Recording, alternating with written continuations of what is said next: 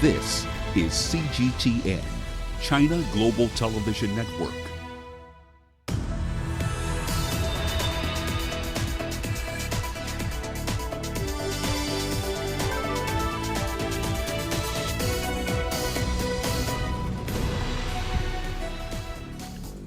Hello there, welcome to this edition of Global Business Africa. In the next hour, we'll run through all the business news stories you need to know about from Africa and beyond. Let's start with a quick run through the markets here for you. So the EGX 30 was a little lower today, down nearly 0.6% in today's trading session. The second half of the year has been pretty much flat, really, for this index. Gains of just about 1.5% since the start of July. But still, out of all the markets here, you're looking at the best year-to-date gains among the indices that we track. It's over 10% higher.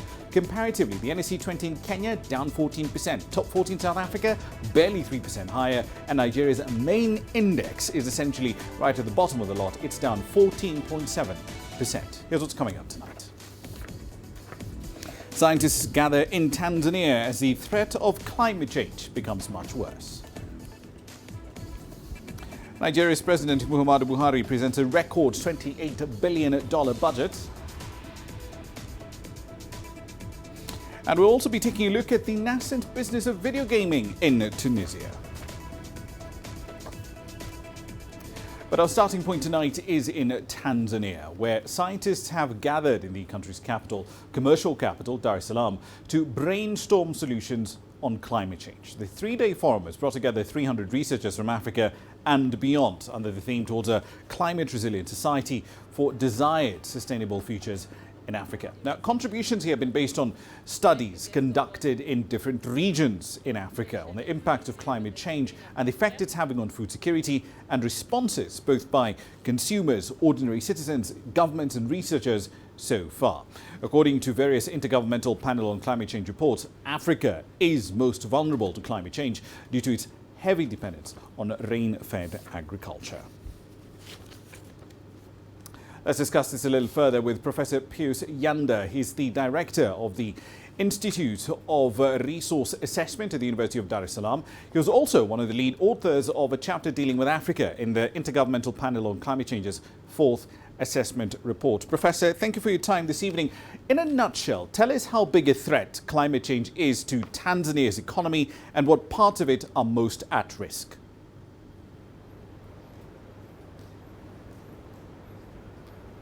Thank you very much. Yes, this is a very relevant question that Tanzania, being one of the African countries, is obviously being affected by climate change in various ways. And one clear evidence is that climate variability and change has been affecting crop production, but as well as livestock keeping.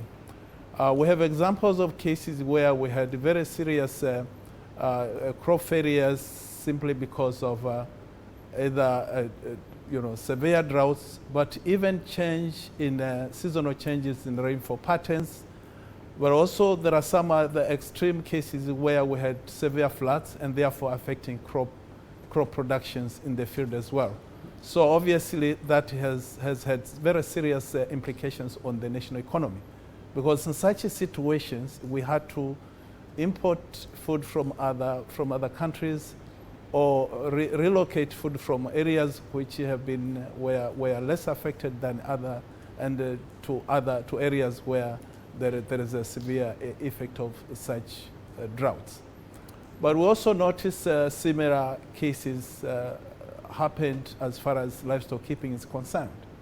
We should also mention what is also affecting what is happening in other ecosystems. Taking an example of coastal ecosystems where the ocean water is warming and obviously affecting our fish availability. So these are some of the examples that we see, and obviously climate change has been a major cause of that for that matter. I'm glad you brought up the question of what's happening on the water side of things, Professor, because Dar es Salaam, as a coastal city, is also deeply vulnerable to rising water levels. Assets worth over $5 billion at risk there, according to the World Bank back in 2017. What must Dar es Salaam do to prepare for a future where the sea level is much, much higher? Well, there are a number of interventions that the government is taking, including putting up a wall along the coast just to protect the coastal zone. This is one of the interventions. But also we note that government of Tanzania is also putting up very good drainage systems in the city to ensure that there is more water flow, just as a means to reduce floods in the city. So I think those are some of the measures that we have to recognize as contributions towards addressing effects of climate change in Tanzania, particularly in the urban centers. We've seen yields on some of Tanzania's main crops, maize in particular. That's fallen from 2.2 tons a hectare in 1980 down to 1.5 tons a hectare in 2015. Sorghum posted an even bigger fall in yields, down by over 64%. How much of that can we attribute to a combination of rising temperatures and, as you mentioned, the wild fluctuation in both rainfall patterns and rainfall intensity in Tanzania? Well, global studies have shown that temperature increase and changes in the rainfall pattern is definitely sort of affecting crop production in various ways. But based on the data that you have just mentioned, we may not be in a position to make a conclusive judgment whether that changes in the production levels has been mainly caused by climate change. We have to recognize that there are lots of other non-climatic factors that come into play. So climate change is just one of the added stress factor. But we have to also be mindful of the fact that even the data that you just mentioned, one may wish to revisit the approaches in which those data sets were collected so as to be confident on the credibility of that information. I'm not dismissing that information is not credible, but I think we have to be sure that those production levels are really associated with the impact of climate change, be it temperature increase or changes in rainfall pattern. It could as well be due to either land management or other factors.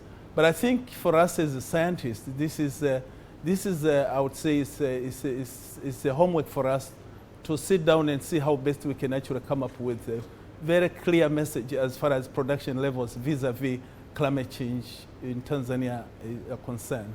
Indeed. Thank you very much. Indeed. And of course, we'll be glad to have you back on the program to talk about that in more detail. Professor Pius Yanda from the Institute of Resource Assessment at the University of Dar es Salaam. Thank you. Now, on to France. Hundreds of activists from the climate group Extinction Rebellion camped in the rain for the second straight day in central Paris. The protesters are calling for governmental climate action and a citizens' assembly on climate change. Protesters also blocked Pont de Change Bridge in Paris while netting a full-size sailboat, spreading straw all over the place and writing messages on the ground. The protest in the French capital is part of a series of blockades and civil disobedience actions taking place in several cities around the world. Extinction Rebellion is holding these events in around 60 major cities around the world in the month of October. In London, police had arrested 217 activists today as they blocked bridges and roads in the city centre on Monday. Now, with some activists, of course, also were gluing themselves to cars today. In Berlin, demonstrators halted traffic at the Victory Column roundabout. All right, then, so let's look at the story from the perspective in London. Oliver Reagan joins us now with more details on that perspective. So what exactly is the end goal this time round for Extinction Rebellion? What concrete actions do they want to see from government?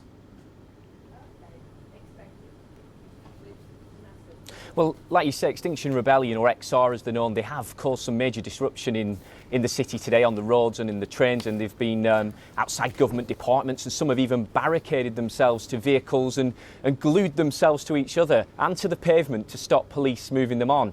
They've marched down the Mall, which leads to the Queen's official residence, Buckingham Palace, and as well, they've been outside Parliament, and over 500 of them have been arrested.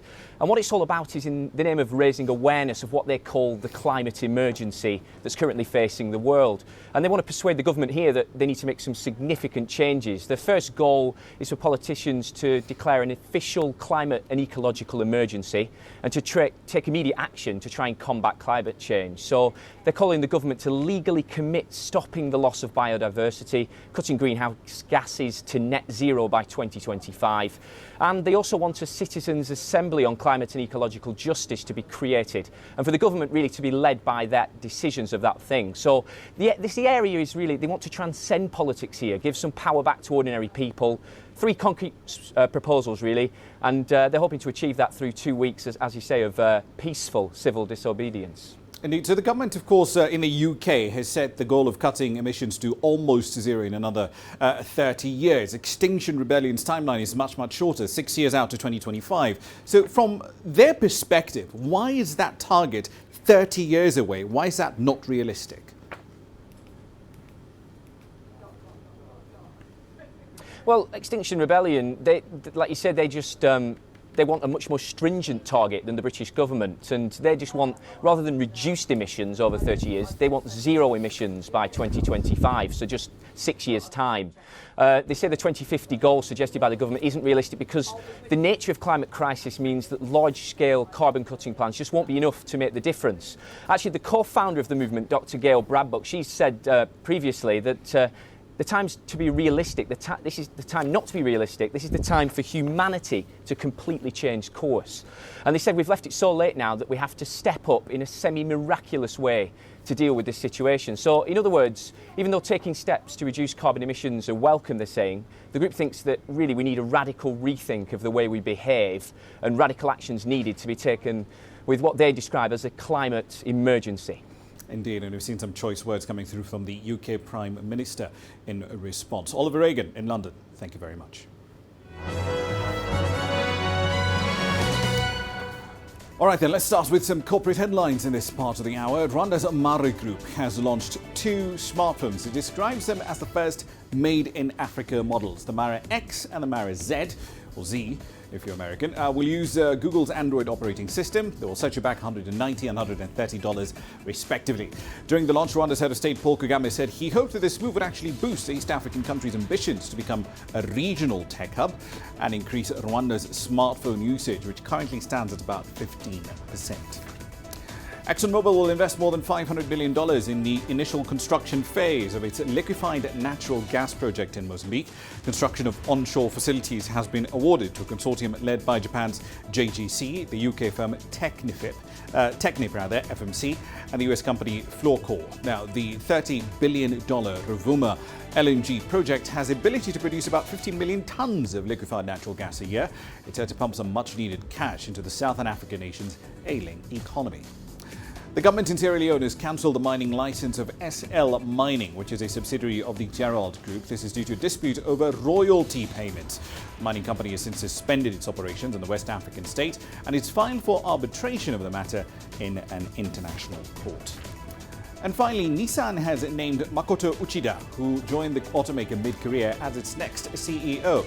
The appointment came as a bit of a surprise, considering it's his first position at Nissan. He will be joined by Mitsubishi Motors executive Ashwani Gupta, who was named as the COO.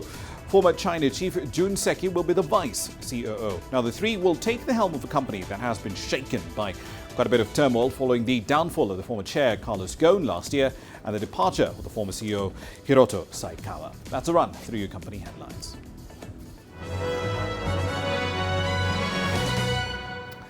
You're watching Global Business Africa. It's time for a short break. Here's what's coming up next.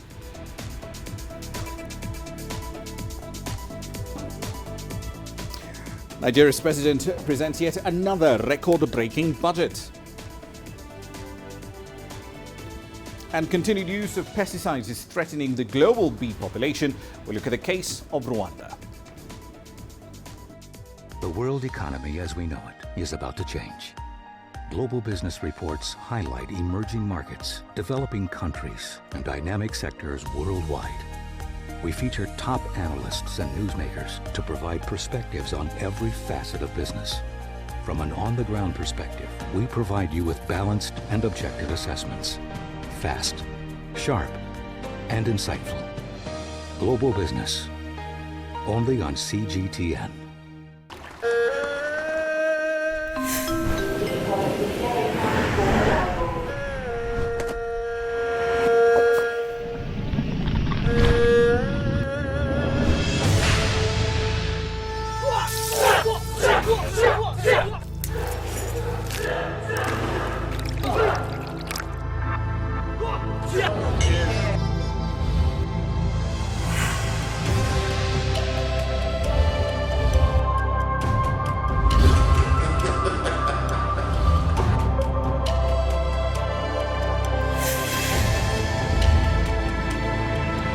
Here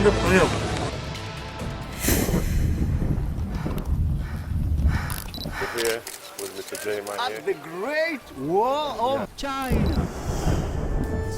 你好。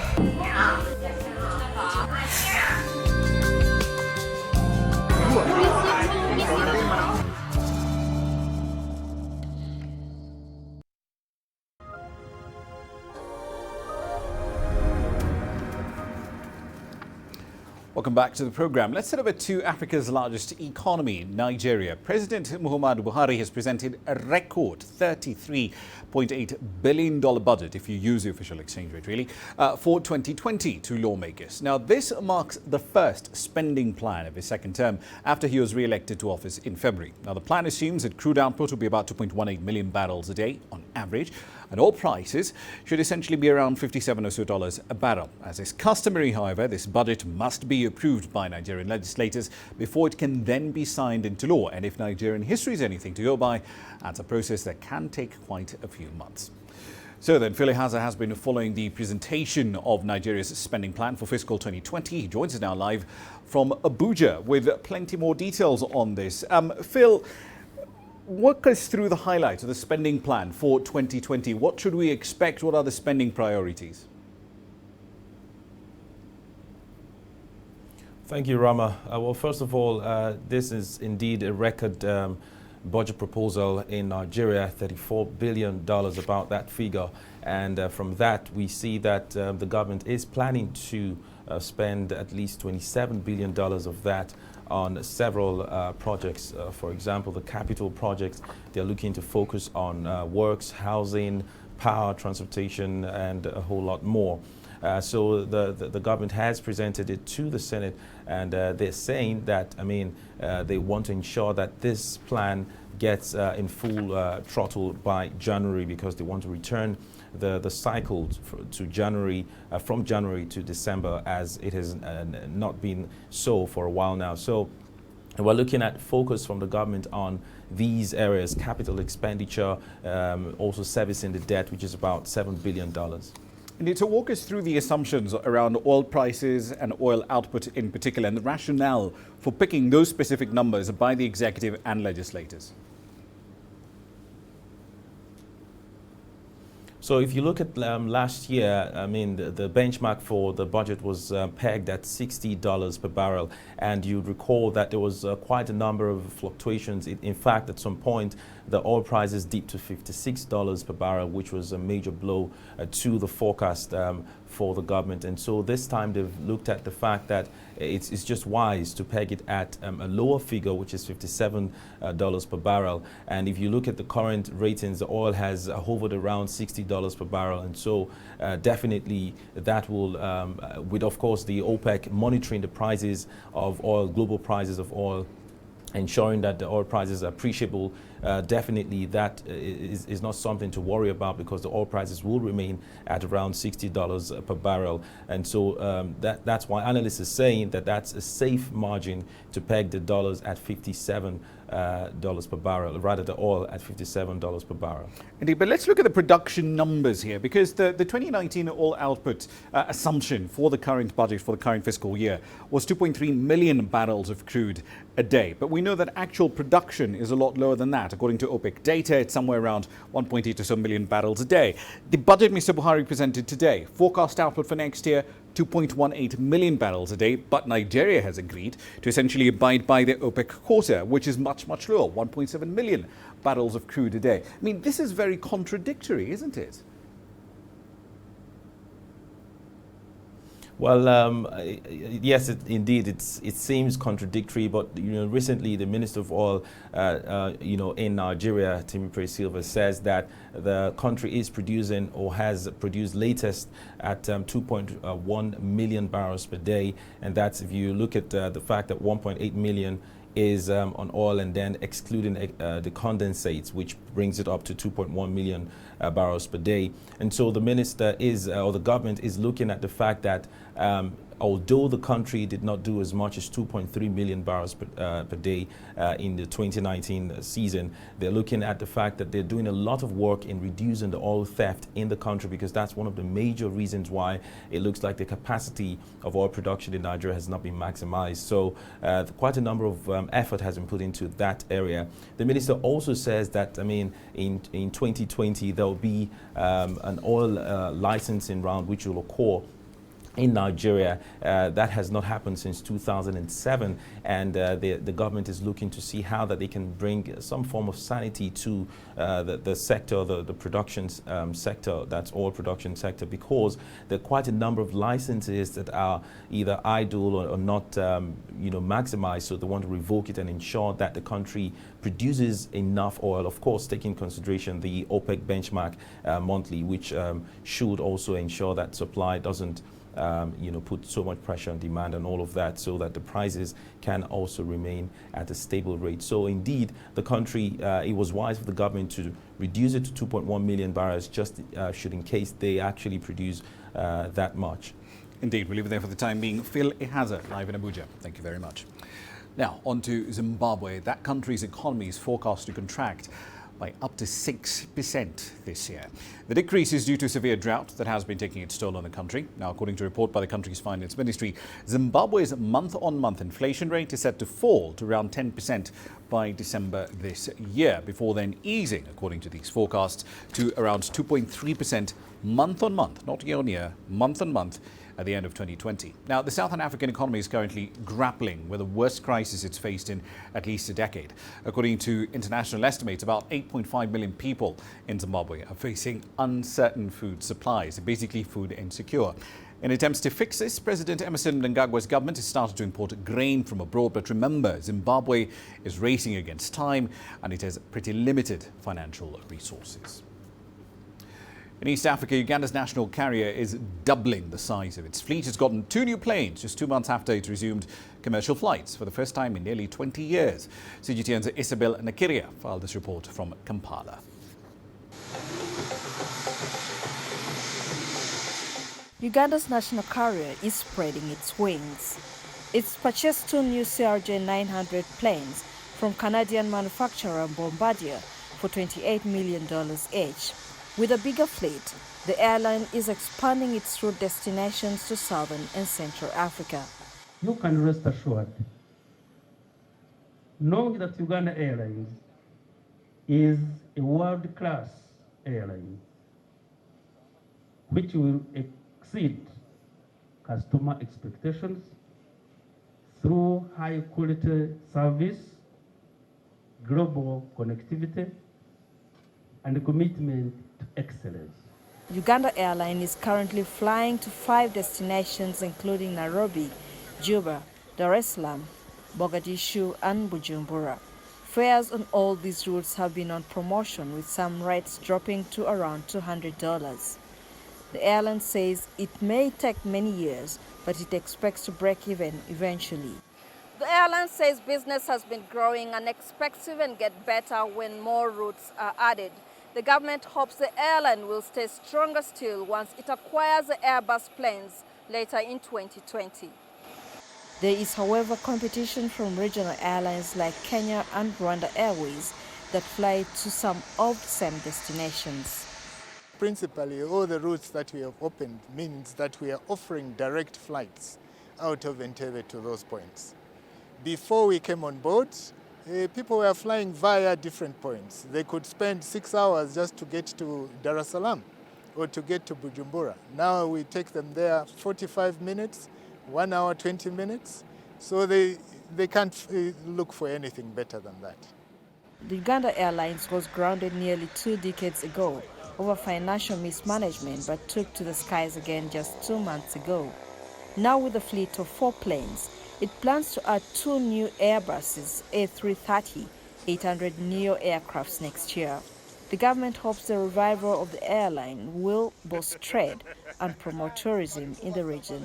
Isabel Nakiria, CGTN, Entebbe, Uganda. Many agricultural crops, commercial, non-commercial, they're all dependent on pollinators, external pollinators of some kind. That's just basic science, and it covers a whole broad range of plants: coffee, chocolate, sunflower, sesame oils, tea, the lot. But pollinators of that sort, like bees, are under threat around the world. And in fact, if you look at honey prices in Rwanda, they've increased dramatically in the last decade, and that reflects a growing scarcity of both bees and the honey they produce. CGTN's Terry Wangari explains. Honeybees are in decline here in Rwanda and around the world. Bees act as agents of pollination, transferring pollen grains from male to female parts of flowers. As a result, seeds are produced. It's claimed the wild pollinators are being threatened by a variety of factors, from habitat destruction and intensive agriculture to pesticides, disease and climate change. Fewer bees means less honey and reduced profits for beekeepers. We lost so many customers because the honey prices have increased so much. What I see is that few people can afford our products, and the honey products are becoming for the rich, whereas before it wasn't like this. We regret that the production is reducing and we are losing some customers.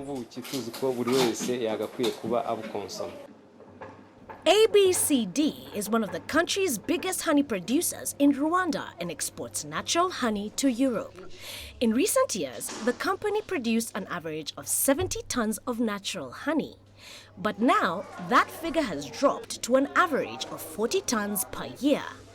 A recent report into the state of the world's insects largely blamed intensive agriculture for the global decline in insects, with pesticides turning crops into sterile fields. It is normal to see bees in tomato plantains like this. Look, there are tomato flowers. Bees are flying. You can see that when we spread pesticide, they cannot rest on the flowers because they get problems immediately and escape. I think this product we are using to kill insects is dangerous for bees. They will come back after some days. Our bees are decimated due to these products that farmers sprayed on tomato and coffee plantations. Just last week, I saw many dead bees in a coffee plantation, and it is the same with tomatoes.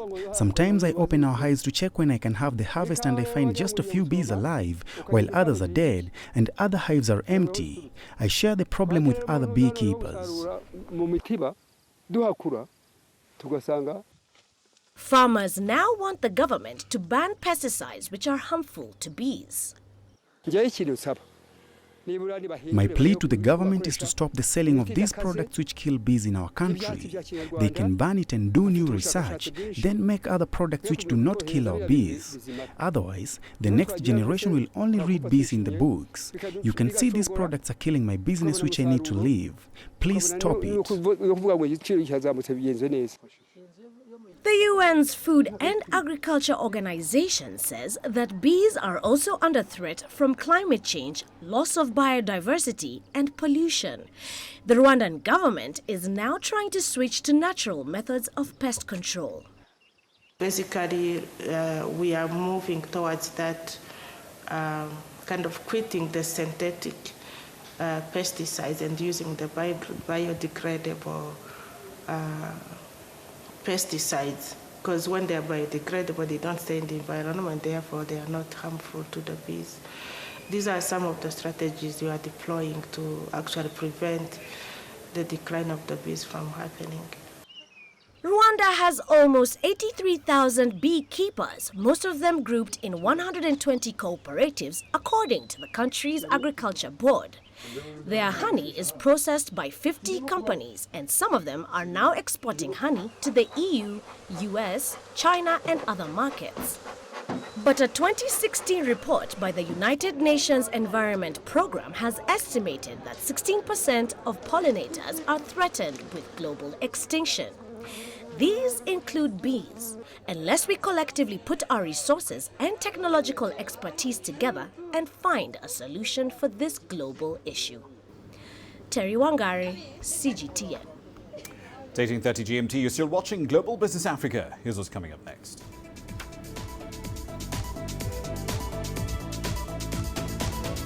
China and US trade talks to resume on Thursday as the United States blacklists 28 Chinese firms. Talks between the EU and the UK start in Brussels amid fears that a deal is practically impossible.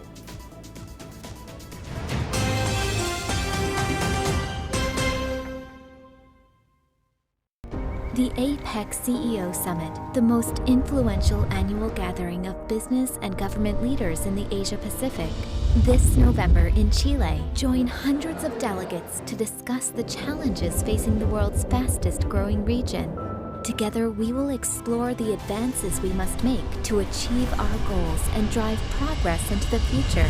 APEC CEO Summit Chile 2019, co-creating the future, improving lives together. How will your world change today? What happens here? What happens there? Or what do you make happen for yourself? If it matters to you, it matters to us too. Your stories are the stories that need to be told. Africa Live. Find your voice.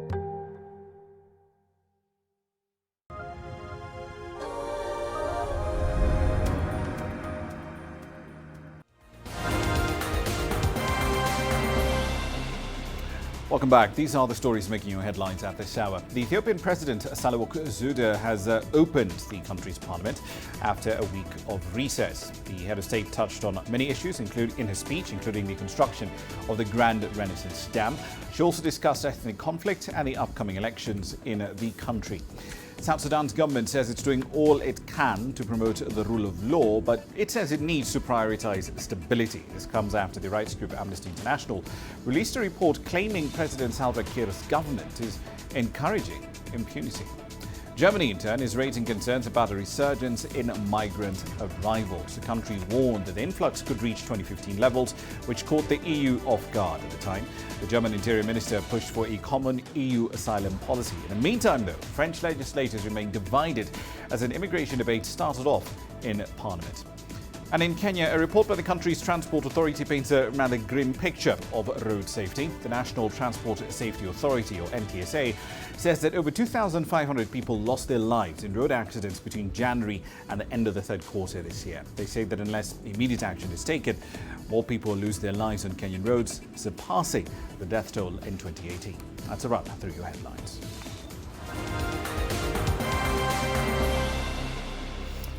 Right, then a bit of international content now. China and the United States are set to start a new round of trade talks. Negotiations are scheduled to resume on Thursday, in Washington, D.C.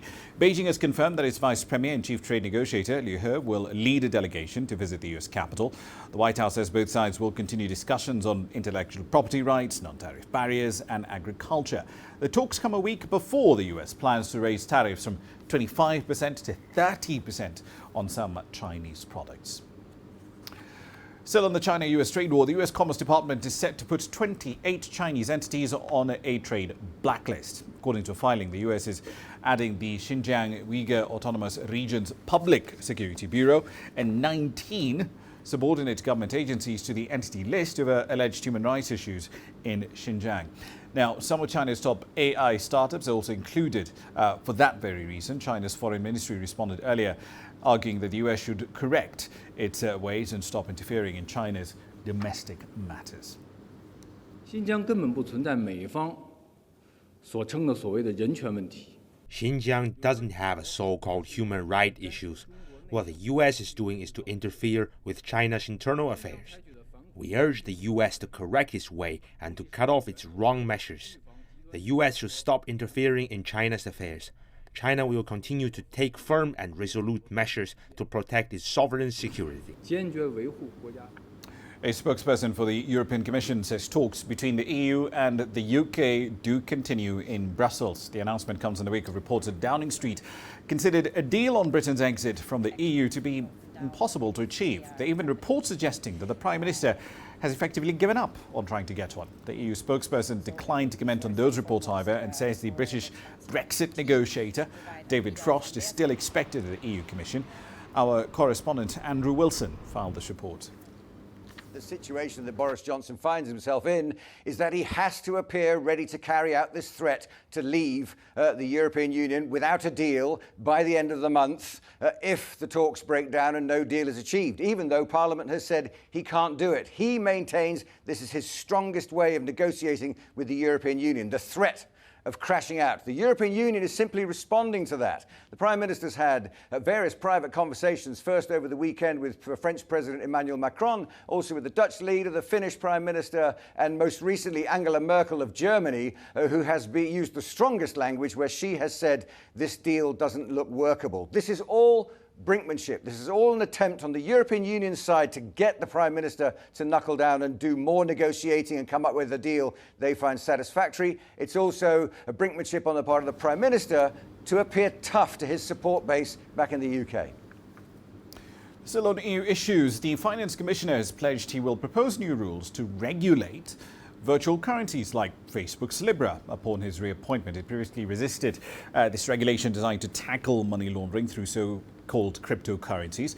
However, France and Germany have raised concerns of the effect of cryptocurrencies hold in monetary sovereignty. I see lots of merit of confirming specific anti-money laundering tasks and their coordination to the union body. So which is a specific body we can discuss. For example, in context of review of European supervisory authorities, we put additional competences, additional powers to the European Banking Authority, even though it must be said that their refusal to act on the largest money laundering scandal in Europe, which was Danske Bank case, was disappointing. So clearly we need to see also how we improve the governance of this. But in any case, I see merit of transferring certain competences to the union level body. Let's talk about Huawei plans to build an inclusive tech ecosystem while expanding its global 5G infrastructure. The Vice President of the company's Cloud Core Marketing and Solutions Department, Muhammadu Buhari, says that the 5G tech will transform global industries and boost growth too. Several countries have undertaken the tech upgrades needed for 5G. That includes the UAE, the United Arab Emirates, and Bahrain, as the firm aims to serve a lot more countries around the world. We're working a lot to get the ecosystem, inclusive ecosystem for services and applications. We have a lot of partners because that's what it takes for success in the Middle East. Now, Malaysia is launching nationwide demonstrations and testing of 5G tech as it looks to be one of Asia's earliest adopters. Like some other countries, Malaysia has welcomed the involvement of Huawei and ZTE and other Asian and European companies in the construction of its commercial 5G networks.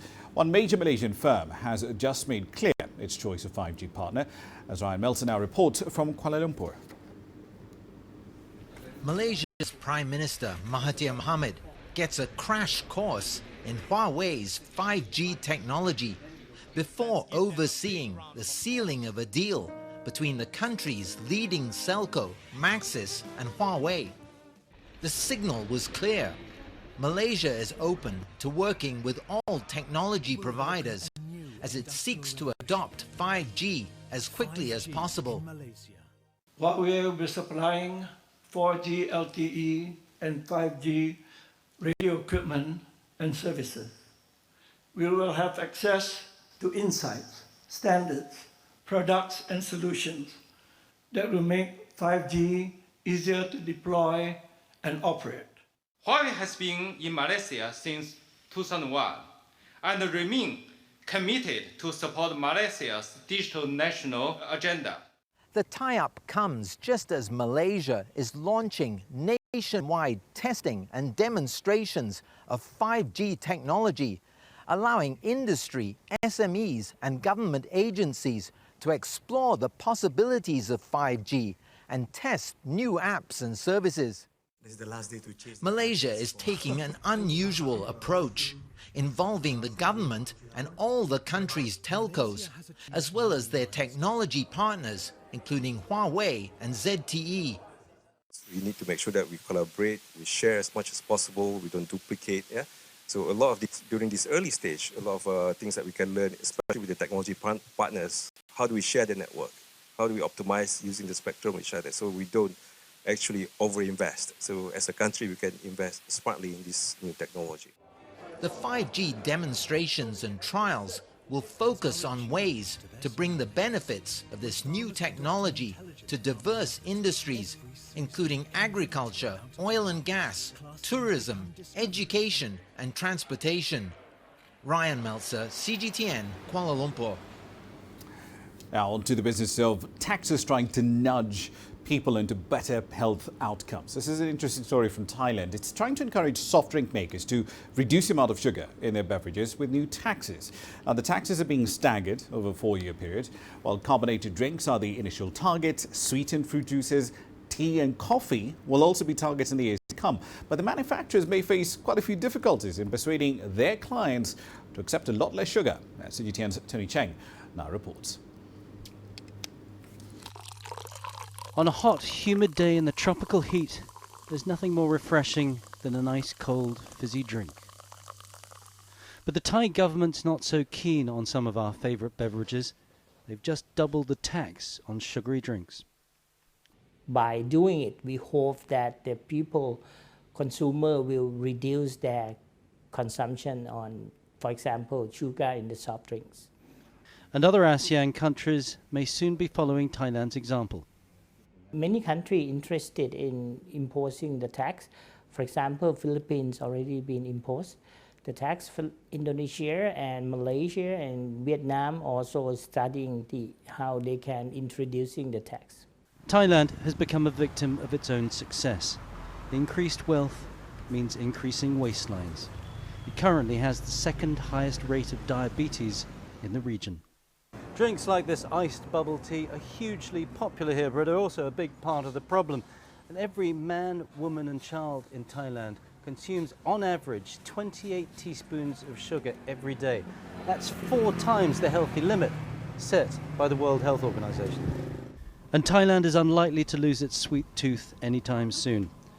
Natanapon runs a chain of 60 bakeries across Thailand. She knows the secret to her customers' hearts is sugar. I think because of our ancestors, they like to eat sweet. Like before, they eat the mango with the rice or the watermelon with the rice, and all the food a little bit sweet. And I think for Thai people, we used to eat the sweet because we can eat more. Yeah. And what about the new tax? For Thailand, but people are going to be quite unhappy. Yes, I think so. Yes. While the new tax is being welcomed as a step in the right direction, health campaigners say it only targets the soft drink market.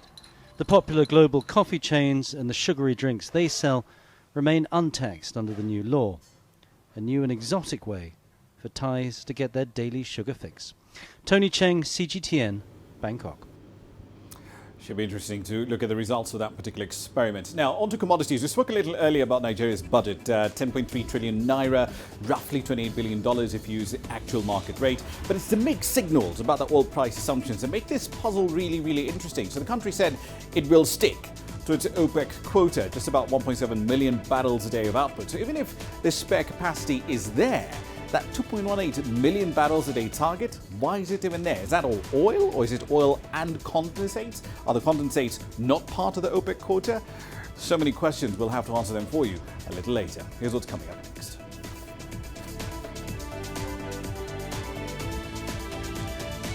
We'll take a look at the nascent business of gaming in Tunisia when we return. Images may appear to be identical, but looks can be deceiving. The difference is not always obvious. It has to be discovered. There are always different sides to a story. We put the focus on the details. To see more, to understand better. CGTN. See the difference. The greatest journeys, the greatest sights, the greatest adventures. Here in Tanater, this weir allows the locals to walk on water. We're far more than just TV news. We're your passport to the wonders of Africa. To bring you stories of struggle, survival and hope.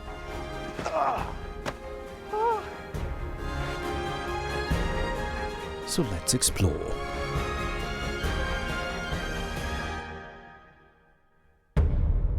CGTN. See the difference.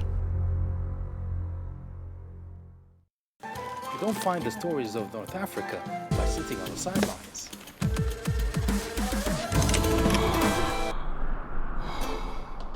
No one else will take you where we can in North Africa. And no one else will show you what it's all about. CGTN. See the difference.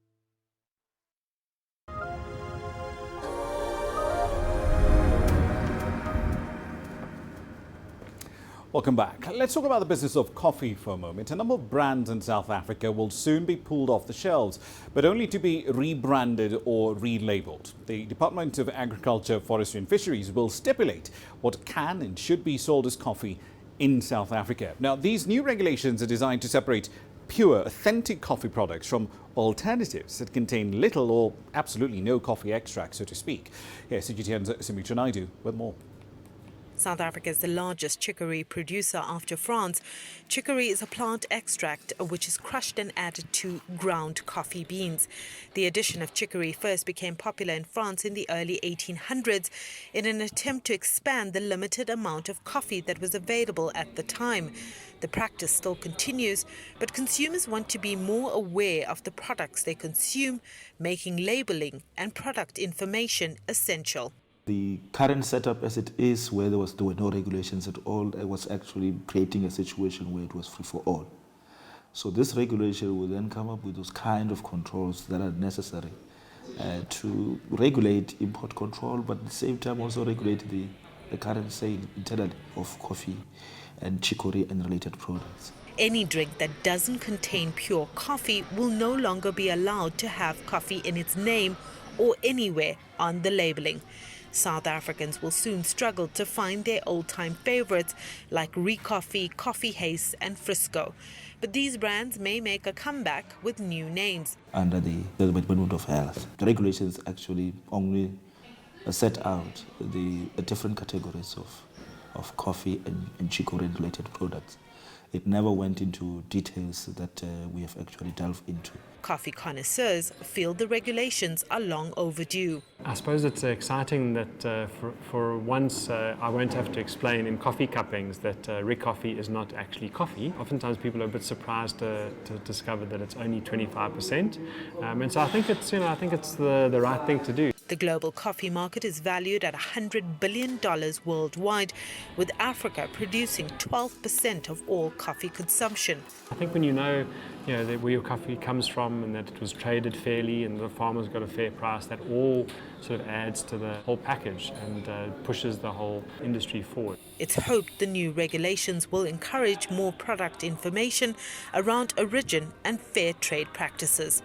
Sumitra Naidu, CGTN, Johannesburg, South Africa. Now then, it is 2019, but when it comes to career choices, at least in Nigeria, being a mechanic is still considered to be unconventional if you're a woman. But there are women, and the next story is about a mother of three who's challenging that very stereotype. Here's CGTN's Deji Badmus with the story of Priscilla Ndeka, a well-respected and accomplished mechanic in the Nigerian capital, Abuja. They call her Mama Volvo, and it's all for one reason. She's a specialist in fixing any brand of Volvo cars, and she's been doing so for over 2 decades. Priscilla did not become a mechanic by accident or because of poverty. It's a deliberate choice she made early in life and then enrolling for classes at the National Directorate of Employment, a government-run technical school. When I started, some people in our workshop then, some people when they come, they say, this small girl, what are you doing here? Can you be able to do this thing? Don't break your waist too. But I love them. I know that they will just say it. but I know it's not real. She's now one of the most respected and accomplished auto mechanics in the Nigerian capital city of Abuja and has taught several young people her craft over the years. When I started in this Abuja, I'm the only one that work on Volvo perfectly. So anywhere they go, the customers, they will just, I would say that the car will not be properly fixed. Either they tow it here or they manage it to this place. And no matter how bad that Volvo car is, when it comes here, it must be revived. It must be okay before it goes home. So from there, they call me Mama Volvo. Among her apprentices here is her first son, who says he's so proud of his mom, he wants to be like her. Whenever I see her working, I have this courage. I'm impressed. A woman mechanic, wow, is one of the, like, something unique. So I love what she's doing. I am very, very happy.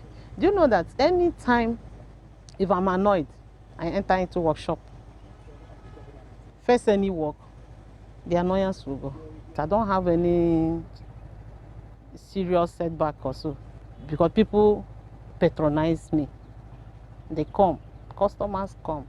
They will be very happy to try. When they see me, they will be happy. They say, oh, if it's a woman, she can do it. Let me go and try her. That's what they do. And when they come, they don't regret it. Priscilla says she still has a lot she wants to teach and believes getting a bigger place will help her achieve a long-time dream of starting her own technical school to train young graduates. For now, she has conquered a field many in Africa had always taken to be a man's playground. Badmos, CGTN, Abuja, Nigeria. In Tunisia, a 26-year-old entrepreneur who once lived on the streets is transforming an impoverished neighborhood on the outskirts of the capital with his video game enterprise. Is now influencing other young people who've developed their gaming competencies and abandoned their previous lives. CGTN's Adin Chachi filed this report. This PlayStation center has revived the empty street of this popular neighborhood. Muhammad took over the business from its former owner and invested his own savings. 8 years ago, Muhammad's family and friends encouraged him and contributed to the success of the business. I had no business model and no clear idea in mind. I just wanted to escape poverty and leave the streets. Unemployment causes trouble in poor areas. I prefer to work and earn a living. This improvised PlayStation store has become a youth center. It attracts students, vocational education trainees and unemployed graduates. Here they can play online for hours and forget their problems. I come here to dream with my friends and to turn the page on the hardships of life. I study hard and play for fun as well. Muhammad's project has reduced criminality in the area as well as violence in the local football league. Young people who enjoy the football matches online can accept defeat gracefully in stadium in the real world. Life is made of successes and failures. A video game player learns from his own mistakes when he is defeated and respects his adversaries. This is our spirit in this boutique and the whole slum. There are over 3,000 PlayStation and video game centers across Tunisia. This new business has created over 10,000 jobs in inner regions and impoverished areas in the suburbs of the capital city Tunis. Making new friends, learning English, as well as understanding online football commentary and analyzing games are some of the advantages of playing at the PlayStation Center. Young people here say they just need some support to succeed in any popular neighborhood. Adnan Shawishi, CGTN, Tunis. One last story for you. For decades, young African children had to contend with playing or with blonde or brunette-haired dolls. But black dolls are now starting to make their way into the market. There's now an entire range of black dolls that are making their way onto the shelves of toy stores, and they're giving little girls things they can personally identify with. Africa's largest retail store, ShopRite, has just signed a deal to stock a range of black dolls in its stores right across South Africa. CGTN's Sumitra Naidu filed this report. As trivial as it may seem on the surface of things, owning a beautiful representation of oneself can have a positive impact on a young child. Toys with Roots, we started in 2015. We met a lady who was selling dolls, and she offered my wife to buy 2 dolls because we had 2 daughters at the time. And my wife bought 2 and said, you know what, we could probably sell these. We bought 200 and then we bought 1,000 and then, you know, sold those all on social media. And so we started looking for other entrepreneurs who were actually providing or creating toys within this particular space that are targeted at African children, and we created Toys with Roots. Thabo Matsabi and his wife wanted their children to have toys that made more sense to them, to admire and respect their identity, their traditions and cultural diversity.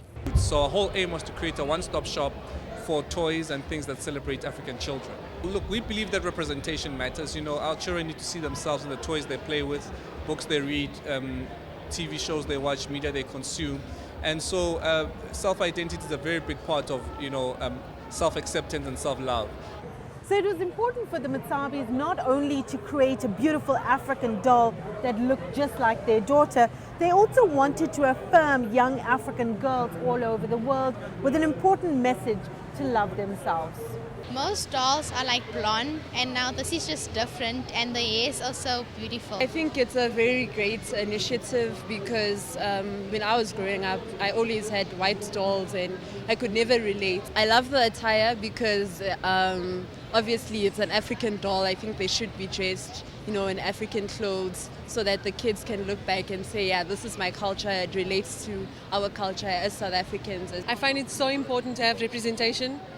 Black girls need representation, guys, because the status quo is no longer just the white doll with the blonde hair and the blue eyes. Women are so different. We're so diverse. You know, we have different bodies, different skin textures, different hair, different fashion senses. I think they're very pretty and very important for self-esteem. Some child psychologists say toys have a long-term influence on children. For little girls especially, it's not just entertainment. Dolls can help build a child's character and self-esteem. Sumitra Nadu, CGTN, Johannesburg, South Africa. Right, then let's wrap up with a run through the currencies here for you. So whatever gains the rand did have in yesterday's trading session, they pretty much evaporated today. 15.26, it essentially eased by about 6 cents to the American dollar. In part, cash essentially moving to safety, foreign capital moving to safety away from a much perceived riskier but higher yielding assets like the rand. Those are your currencies, and that's it for tonight's edition of Global Business Africa. As always, we'd like to hear your thoughts on the content.